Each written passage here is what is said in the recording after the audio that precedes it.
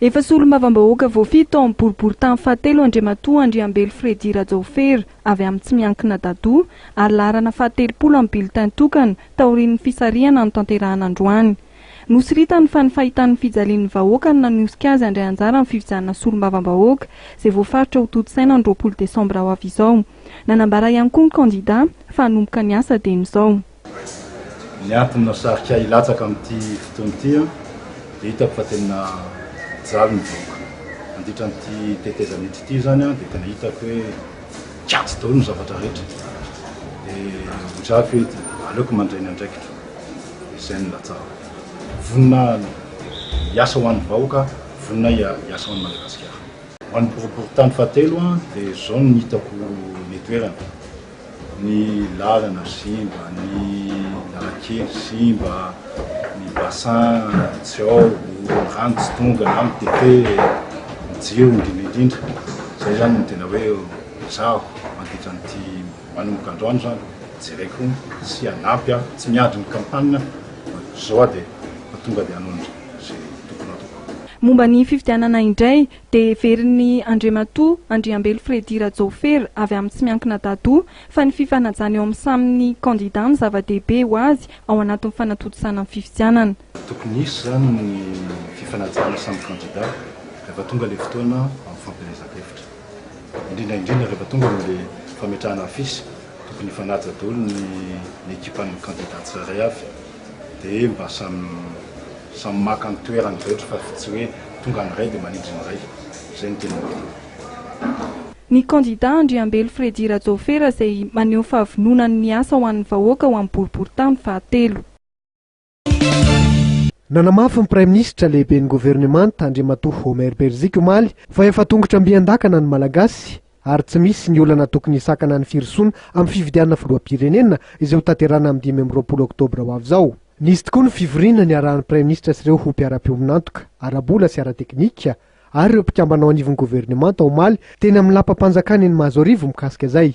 Be ny tsao izay eliny mpanely tsao izay efa fantatsika ihany fa miteraka savorivory ao anatin'ny sain'ny vahoaka.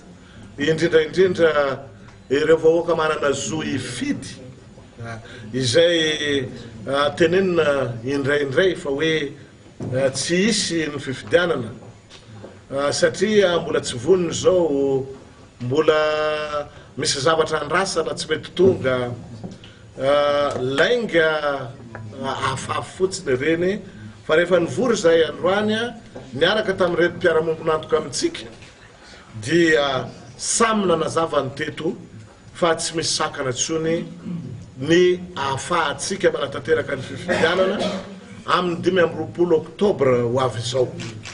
Koa dia eto mampitony ny sain'ny malagasy tsirairay fa samy miezaka anatanteraka ny adidiny amin'izay tandrify azy avy ny tompona andraikitra isa-tsokajy izay tonga teto. Ny fitaovana entina anatanterahana zany fifidianana zany efa eo.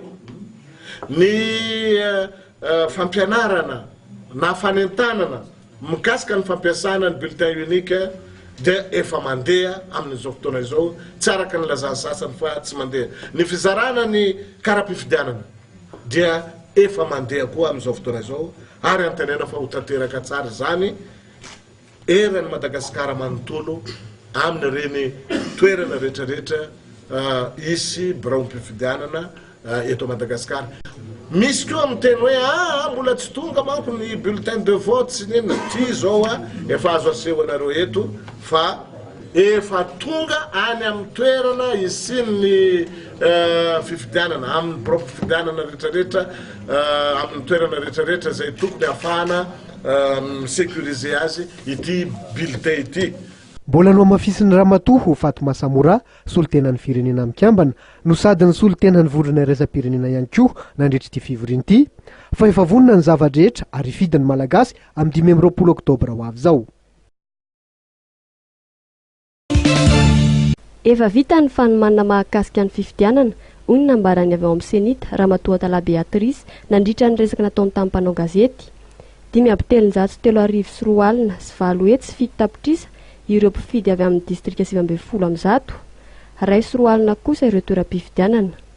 Efa azo jerena anivon'ny fokontany ny karatry ny mpifidy satria ny 10 oktobra teo no efa nalefa manerana ny komina rehetra. Toraka izany ihany koa ireo fitaovana rehetra ilaina amin'ny fifidianana. Voaresaka ihany koa ny fanofanana ireo agents électoraux sy mpiambana ao amin'ny fandatsaham-bato miaraka amin'ny sefim-pokotany izay ho tanterahana ny 20 sy 20 oktobra izao. Ny plan de déploiement reo entanareo dia nanomboka tamin'ny 9 ny volana oktobra ka hatramin'ny 9 ny volana oktobra no nandefasana azy ary ny nandoa ny vola rehetra lany tamin'ny tondrana an'izany dia ny PASEM. Teo anivon'ny distrika andray makany amin'ny commune dia nanomboka tamin'ny 10 ny volana oktobra ary ifarana eo amin'ny 20 ny volana oktobra eo na 20 ny volana oktobra no andehanan'ireo entanareo makany anivon'ny commune. Ary dia ny PASEM ihany koa no mandray ny lany rehetra amin'izany fandefasana an'izany fitaovana izany. Satria ny 21 et 22 izao no farany fanaovana ilay formation ny ireo membre ny bureau de vote rehetra manerana ny Madagasikara eo anivon'ny commune dia manomboka amin'ny 23 zany sy ny 24 hitondra n'ilay entana avy eo amin'ny commune makany amin'ny fokontany sy ny bureau de vote indray ireo membre ny bureau de vote rehetra ireo. Dikan'izay zany dia isy ilay bulletin any anivon'ny fokontany sy ny bureau de vote rehefa tonga ny 15 ny volana oktobra. Voaresaka tamin'izany ihany koa ny fanaterana ireo vokatra avy amin'ny fokontany sy isaky ny faritra rehetra. Eo ihany koa ny famoahana ireo voka-pifidianana izay heverina ahatra 7 ka hatramin'ny 10 andro ny famoahana ny vokatra farany. Mahakasika ny fandriampahalemana kosa indray dia avy anisy ny fiara-miasa tamin'ny tafika mandritra ny fanatanterahana ny fifidianana. Herinandro mialohan'ny fifidianana mbola mijanona olana ho an'ny mpifidy ny tsy fahafilahan'ny fampiasana ny bulletin tokana. Ny mponina any ambanivohitra no tena anisan'ny laza afa tsy mahalala loatra ny fomba fampiasana izany bulletin tokana izany ary mangataka ny tokony hanamafisana ny fanentanana amin'ny fampianarana ny fampiasana azy izay ho tanterahana moa amin'ny 15 oktobra ho avy izao. Raha namanokana moa dia efa hidirana izay repoblika fahefazo izay lana zao crise lava reny zao. Efa vonona efa nahazo kara-pifidianana voasoratra anaty lista. Efa voasoratra azo tena namany mpanentana amin'ny fokontany. Dia ahoana ny fandraisan'olona ilay bulletin tokana hoe mora azon'olona. Zay zao ny aty aminay zany dia vao le candidat le alohanareo no mampiseho azy fa hoaka ity zany vao tsy te mahafantatra loatra moa ny aty amin'ny fokontany vao tsy tonga le izy. Dia endrakentrana ninay zany ny fampianarana azy. Bulletin zany tena voasarotra satria sarotra be tsy misy aty aminay zany ny ampianarana azy hoe zao le fandehana. Hatramin'izao fa ny candidat sy isaka alakamisy zany ny nalatsinainy riatseny ery zao mba misy mampiseho zala reny le mpanohana reny dia ny vahoaka aty vao tsy mahafantatra ny aty vao tsy tonga. Tsy tonga zany fa dia vao marika tery fotsiny zany dia isaky ny sary izay tiana no sina marina reny ary le famalonana anazy efa hainao. Famalonana koa zany efa mba hitanay ihany aloha dia efa zay rehefa misy zany misy anina aty modely dia efa afaka mampanofana azy ianao. Ho an'ny ao an-tampon-tanàna ny vohipeny manokana ohatra dia milaza ny tompon'andraikitra ao amin'ny CED efa misy ny fanentanana amin'ny fampiasana izany bulletin tokana izany ary mbola hitoy ihany koa hatramin'ny herinandro indry ahafahan'ny olona mahatadidy ny fomba fampiasana azy. Fa dia efa vonona daholo izany ny lista rehetra zao ary ny olo rehetra zany zao dia efa vonona amin'ilay hiatriky ny fifidianana hatramin'izao. Sy atao fa tsy dia manahirana satria zany anatin'ilay bulletin tokana ao aby le sarin'ilay candidat rehetra zany dia efa araky ny fanentanana anazy hoe misafidy ray izay tiana amin'io izy zany na ho an'izay mahay manoratra moa zany dia manao marika raika izy amin'izay olona tiany hofidiana, ho an'izay tsy mahay manoratra dia manao petatondro ray ao anatin'ny carreau raika iny izy. Ny mikasika ny bulletin tokana zany dia efa izy magnandreny vohitra aloha ohatra ny vohipeny ity zany dia efa maharaka ny akekikeky izay maheno radio izay mahita télé zany dia efa maheno ka vohipeny koa moa zany efa mahenika anazy ny radio rakamato dia efa mahay mahafantatra zany ery zareo hoe ohatran'izany fomba fampiasana anazy na dia mbola sy nahita maso ny sasany any lavitra any fa hoe zany amin'ny herinandro ambony io hagnano formation mikasika an'io rasa mingaika ny senity au niveau de commune rehefa vita zany io da midina ny fokotany amizay magnano ny rasa mingaika ny fokotany sady magnetana goroka ambotrany io fa inona zany fa ho fantatr'olo ihany ho hain'olo ihany eo amin'ny herinandro ambony raha lavitra loatra koa manko zito sy adidina arak'izany dia mbola anamafy ny fanentanana amin'ny andro farany mialohan'ny fifidianana ny fampiasana ny bulletin tokana ireo tompona ndraikitra izantsokajiny. Tsy manana raharaha eo nivony sampandrara malagasy adina amin'ny fampitsim-bola na ny samifina amin'ny prime ministre teo aloha ny général Camille Vital araka nambaran'ny tale généralin'ity sampandrara ity. Momba ilay fiara tsy mataho-dalana 530 tavela amin'ny serana Tsambony Tomasina dia nilaza ny samifina fa ny orinasa JP Trading mpanafatra ny entana no tsy ara-dalàna ny antota taratasy nomeny ny faditseranana. Ny marika mahakasika ny fiarakodia io dia voalaza fa Storm zany hoe vita avy any Chine zany.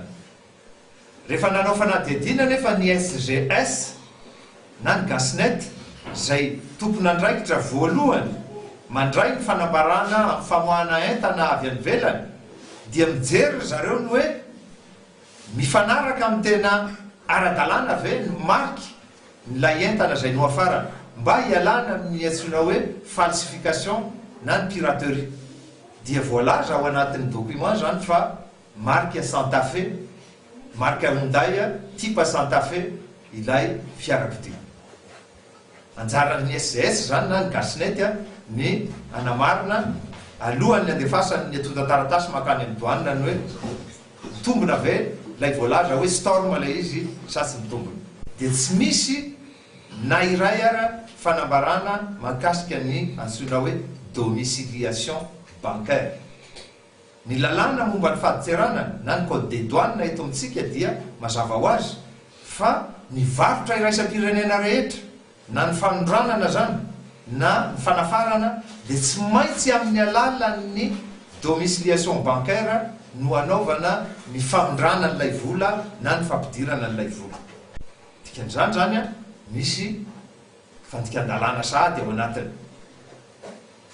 Voalaza tsy ao anatin'ny antota taratasy fa ny resaka mandeha zany dia hoe fanomezana izy io. Tianay nefa ny manamariky fa ao anatin'ny antota taratasy dia misy ny antsoina hoe facture d'achat. Zany hoe lay antota taratasy nanambara ny fividianana an'ilay fiarakodia. Dia ao anatin'io facture d'achat io zany ny zavatra fahatelo voamarika koa dia 507,750 dolara ny vidin'ny fiarakodia anankiray zay voalaza ao. Fiarakodia vaovao. Zany hoe raha atao amin'ny teny gasy zany dia eo amin'ny 20 tapitrisa iray milanja ny vidin'ny fiarakodia anankiray nambaran'ny mpanafatra azy. Nojerenay ny compte any amin'ny banque mahakasika an'ilay société zay nanafatra an'ilay fiarakodia dia raha mijery ny ao anatin'ny compte bancaire zay dia tsisy mihitsy ao na iray ara mikasika ny domiciliation bancaire. Raha nambarany teo anivon'ny samifina dia tsy hita mission ny tompon'entana.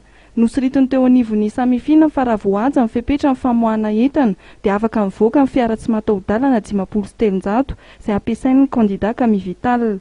Momba ny t-shirt izay tsy tafavoaka eny amin'ny serana mpiara-manidiny vato indray dia nilaza ny samifina fa misy ihany koa ny taratasy fiahihiana fampitsim-bola azon'izy ireo ary miantefa amin'ny société du jardin de la cour. Anisan'ny lehibe ao anatin'ny antota taratasy fanafaran'entana avy any amin'ny faditseranana ny antsoina hoe DAU na hoe document administratif unique. Ao anatin'io zany no ahitana daholo ny vaovao rehetrarehetra mahakasika ny entana zay afaran'ny olona anankiray na ny société anankiray. Rehefa nijerenay ny antota taratasy tsy dia misy zavatra hoe mampitaraina kozy fa ny zavatra hita fotsiny dia ny tombam-bidy zay nolazainy ny société nanafatra an'izy io zay tsiza zany fa ny société du jardin de la cour dia ny tombam-bidy nolazain'ilay société no nareniny Gasnet na ny SGS. Ka taorianan'izany dia nandefa taratasy tany amin'ny directeur général douane zahay zay tokony zahay rahalahy moa zany no miaraka nanao azao point de presse zao fa izy misy fahareketany dia zahay atao misamyfinina ihany nanao an'ilay izy a mba ahafahana manazava amin'ny vahoakany hoe inona marina ny zava-misy ka amin'ny ankapobeny zany ny taratasy zay nalefanay any amin'ny douane dia mangataka atota taratasy azahoana ny atsipiriny mahakasika an'io DAU io nany hoe document administratif unique tsy nisy tompo hatram'izao taratasy fanagiazana nataonay avy ety amin'ny samyfinina mahakasika an'izany entana voalaza fa mijanona ao amin'ny fahatseranana. Loa mafisiny teo anivony samyfinina fa tsy mandray baiko izy ireo ary tsy miasa ihany koa amin'ny ono-ono amin'ny fanaovana fanadihadiana mombana raharaha famotsim-bolo fa tsy maintsy misy hatrano ny fanadihadiana izay tanterahiny.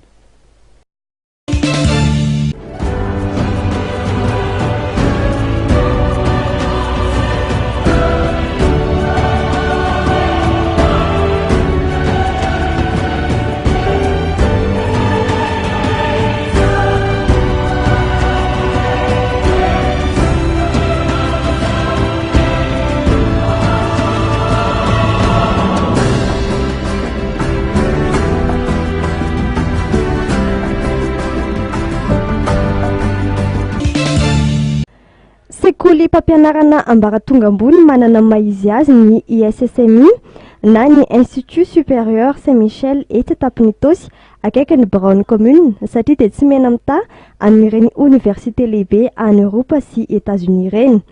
Miavaka ity sekoly ity noho ny fananany fotodrafitrasa sy fitaovana fomba ary toerana malalaka sy madio. Raha tsy laza fa tsy ny fananan'ireo efitrano fianarana izay tena raitra, ny efitrano misy ny teknôlôjia fifandraisan-davitra ika farany dia tombony ho an'ny mpianatra izay mianatra ao amin'ny ISSMI Etsitosy ny fananany toeram-pialana etaeta sy tsakitsaky izay tena ray maso tanteraka ny fahadiovan'ny sakafo mino ireo mpianatra ary fitaovana tena voafantina no karakaran'izany. Raha atao indray mbango dia tena avoleta ny ISSMI ary tombony lehibe ho an'ny mpianatra malagasy ny fisininy eo amin'ny sehatra fianabeazana araka nambarany mopera Randriakoto Mananjanahary Vincent de Paul tompona andraikitra voalohany ao amin'ny ISSMI.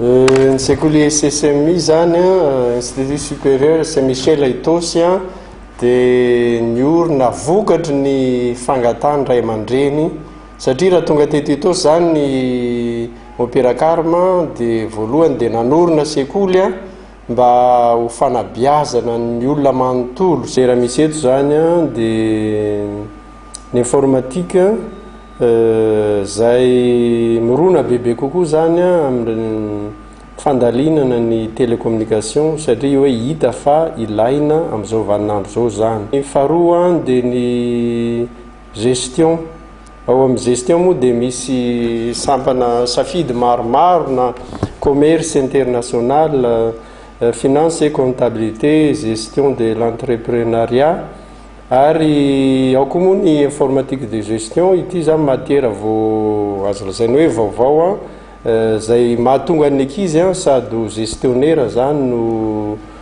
informaticien. Dia ny fahatelo moa zany dia ny tourisme, environnement, hôtellerie zay misy safidy anankiroa koa dia ny tourisme environnement sy ny tourisme hôtellerie. Ny mampiavaka anay ataoko fa ny mahakatolika ny katolika aloha zany dia miavaka satria izay tsy resaka hoe mitady ny fahalalana ao amin'ny ankizy fotsiny fa tena manabe ny olona manontolo zany sady manam-pahaizana no manam-pahendrena no manam-panahy. Etsaka ny sekoly zao no hoe mety amitaka fa maiza mijery mandehana aloha mijerijery mandehana vilany dia jereo ety dia hitanareo fa hatramin'izao aloha ny mpianatra zay ny voaka teto dia afapo zany reo zay nandray azy tany amin'ny entreprise sy ny société maro zay nandraisany dirany zareo zay. Ho an'ireo mpianatra izay nisafidy ny SSMI dia nilaza ny antony safidianan'ny SSMI izy ireo. Ho ana manokana mpianatra ny informatique de gestion eto amin'ny SMI zao dia mahita fa ny ordinateur ampiasaina eto dia manana tanjaka efa afaka manaraka ny toetrandro. Safidiko SMI satria ary fitaovana amin'ny lafiny rehetra izy. Voafetra ny isan'ny mpianatra ao anaty salina raika voara-masin'ny mpianatra daholo. mampiavaka manokana ny ISSMI ihany koa ny fisian'ireo fitaovana sy fotodrafitrasa izay efana manao fampiarana avy hatrany ireo lesona izay nianarana ao an-tsekoly tahaka ity fanamboarana glasy amin'ny voankazo natoraly ity.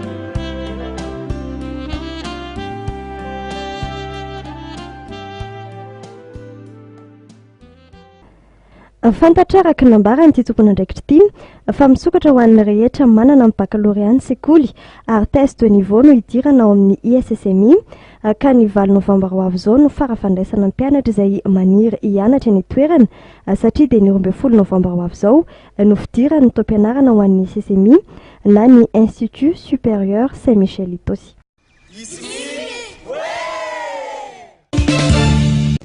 Io maraina io nanomboan'ny sekoly Sofianatra eto Sorano ny taom-pianarana vaovao 13 4 14 hita ho tena navitrika aoka izany ireo mpianatra sy mpanabe ao amin'ity sekoly ity.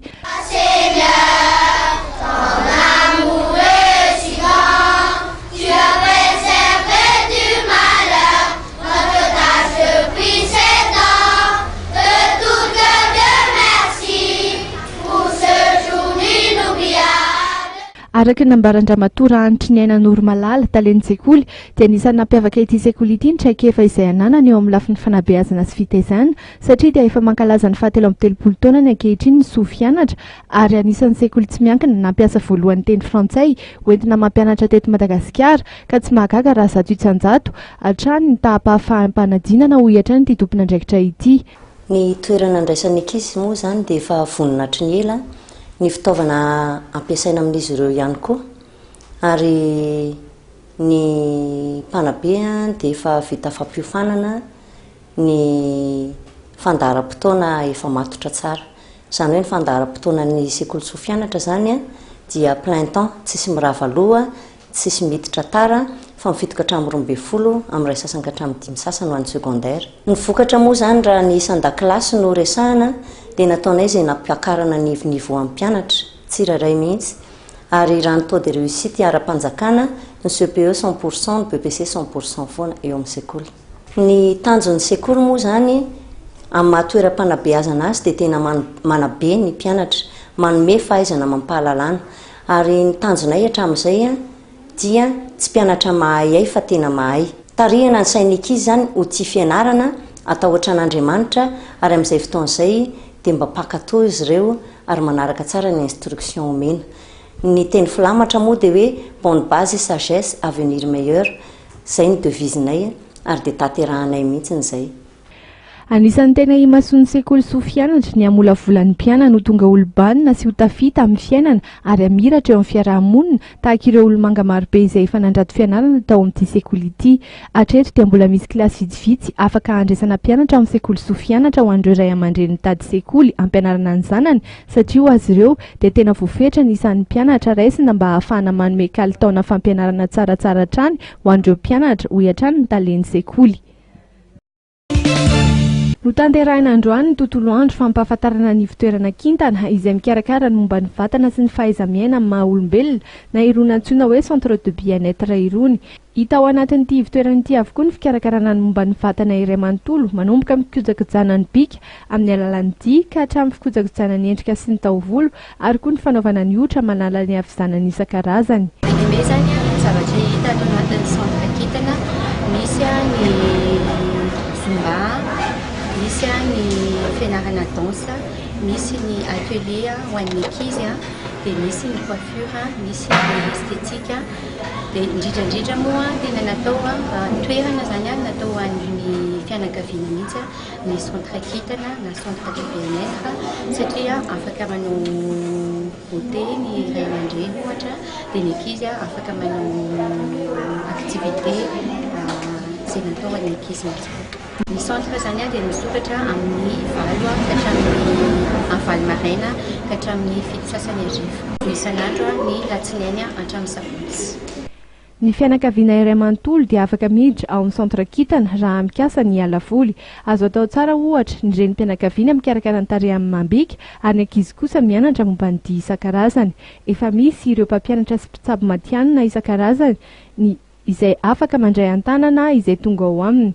Azony rehetra jidiana ny centre kintana etsy Ampasamadinika ary ho afa-po tanteraka izay tonga ao an-toerana. Ny orinasa Makadam sy Madagasikara izay hita etsy Akorondrano ao amin'ny Le Grillon no isan'ny solitena ny orinasa lehibe iray izay voalohany eo amin'ny fanamboarana milina ho an'ny sakafo dia ny Buller izany.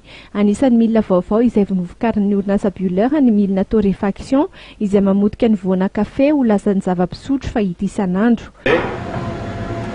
C'est apporter l'arôme final du café par un traitement thermique sur des grains de café vert. Voilà, c'est tout simple. On peut plus ou moins torréfier, donc on peut accentuer le goût, l'intensité du goût ou la diminuer par la torréfaction. Ny milina araka ny fanazavan'ny tompony andraikitra dia mamotika ary manome ny tsirony ny kafe. Miasa amin'ny tenany manokana ary tsy mila fanampian'ny olombelona ity milina vaovao ity ka izy ihany araka izany no manovaova ny zavatra ilaina ahazona ny vokatra tsara ho an'ny kafe. Amin'ny herinandro izao dia ranty manomboka ny alatsinainy hatramin'ny zoma ity milina vaovao manodina ny kafe ity. L'exposition, donc elle va commencer lundi pour se terminer samedi. Elle sera en continu et puis il y aura toujours ou mon collègue ou moi présent pour donner toutes les explications aux personnes qui seraient intéressées. Anisan'ny tanjon'ny orinasa Buller voalohany indrindra ny fanamboarana milina tsara kalitao sy ny tsitsy. Ankoatr'izay dia tanjon'ireo misolitena ity orinasa ity ihany koa ny ampitomboana hatrany ny famokarana ny kafe eto Madagasikara raha somary latsaka izany teo aloha. Ny fahazoana vokatra tsara kalitao moa dia isan'ny manampy ary manokatra ny varavarana amin'ny tsena iraisam-pirenena.